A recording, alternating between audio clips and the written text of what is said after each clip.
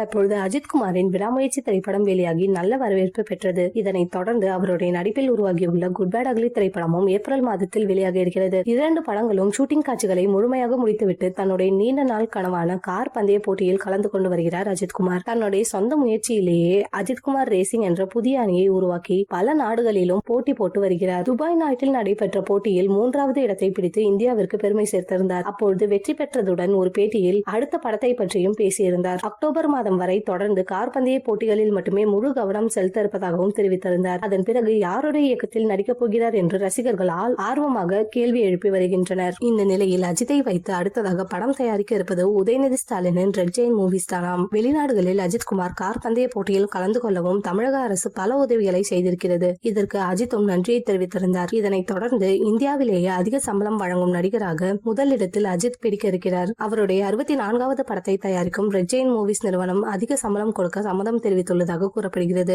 அஜித்தின் சாதனைகளை பார்த்து வியந்து பாராட்டி பேசி வருகிறார் உதயநிதி ஸ்டாலின். இயக்கிய 64வது படத்தை விஷ்ணுவர்தன் இயக்க அதிக வாய்ப்புள்ளதாக கூறப்படுகிறது. மீண்டும் விஷ்ணுவர்தன் கூட்டணி உருவானால் அஜித் மற்றும் யுவன் கூட்டணியில் ரசிகர்களுக்கு மாசான பீஜியம் உறுதி.